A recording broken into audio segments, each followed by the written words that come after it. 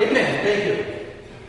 We talked about it. The thing is, usually if I was someone who knew how to serve,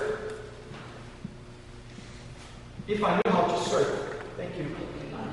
Marvin, if I was someone, thank you. I really want to go to a place where we have the best waves, like Hawaii or something like that. Amen. Amen. I heard that. Oh, Jesus.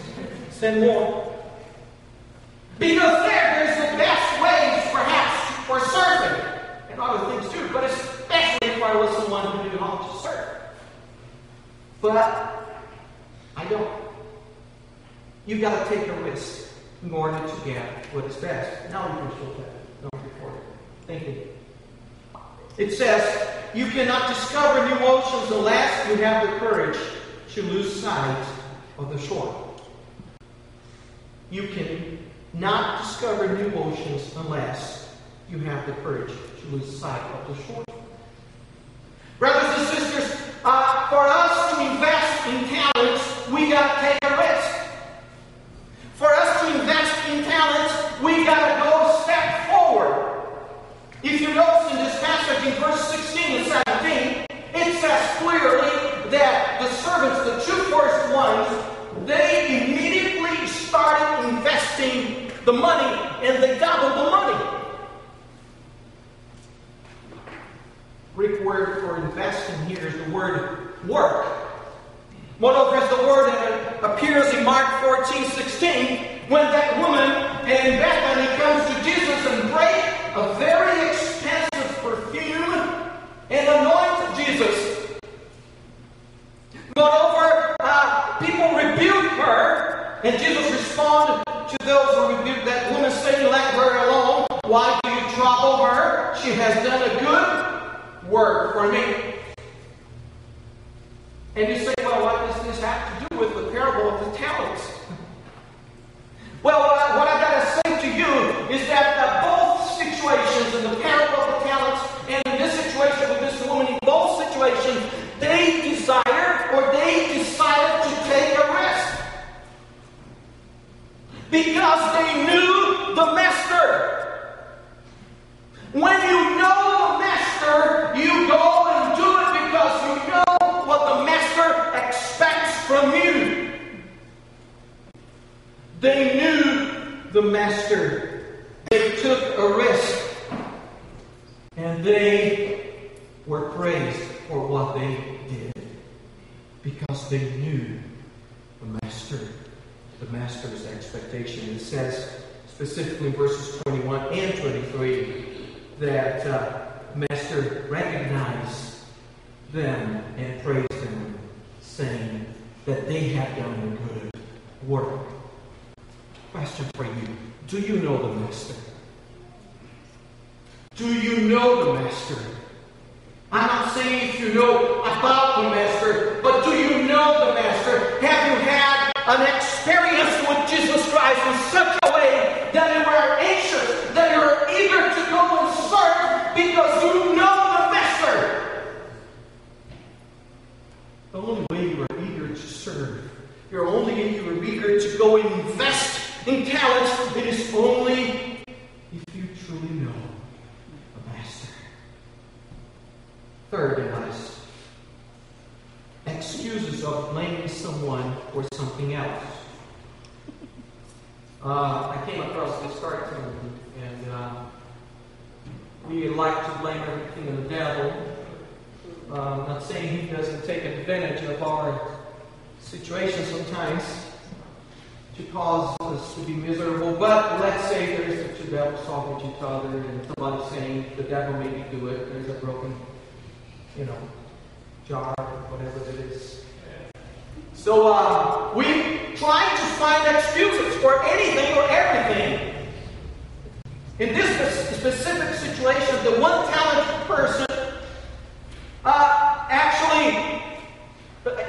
it's interesting in this passage. Let me say this. That when you look at the passage, it doesn't give exactly how long it was, the whole situation. But there's one interesting part that it says that the master was away for a long time.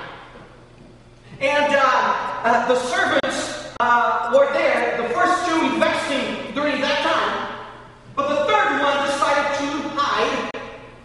his talent. So what is interesting in this situation is the fact that the same time, which was a long time, that those invested their talents in something and doubled the amount, was the same time that the third servant is spent thinking about how he would come up with an excuse. He spent time digging a hole, hiding, and thinking about what kind of excuse we would come up with. If you read this passage really quickly, especially this verse, we almost feel sorry for this third servant, don't we? Don't we? Almost, thank you. We almost feel sorry. Well, the master was harsh. The master was the one that was not fair. But when you read the whole passage, you see in the beginning that the master was fair. The master, as a matter of fact, was a compassionate person who distributed the talents according to their abilities. The master gave the talents according to their abilities. It is not like, okay, you don't have any ability in this area, I'm going to give you extra talents on this, and who cares? No, the master gave according to their abilities. Furthermore, if there's anyone to be complaining about anything, it should be the two first servants. Because the two first servants received more responsibility. And they didn't. Brothers and sisters, the one talented servant, he suffered of what I call Adam's syndrome. Adam's syndrome.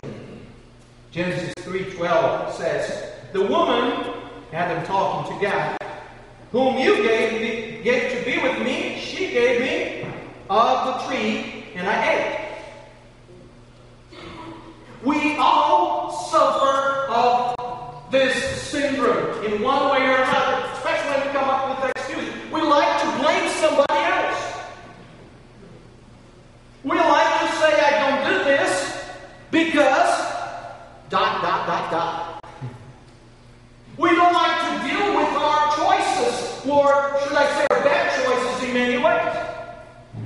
With our failures, we don't like to deal with that. We gotta blame someone else.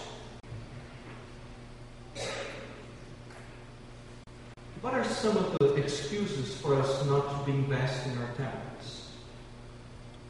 And there's some good ones that makes totally sense. I don't like the minister of fine arts. I love you, but you know. No, it makes sense. Well, if I don't like him, why should I bother coming to the choir? Why should I bother coming to the praise man or whatever? You know, I have no time. And it makes sense. That's why I don't come. You know, I don't like the pastor. I don't invest my time because I don't like him or her.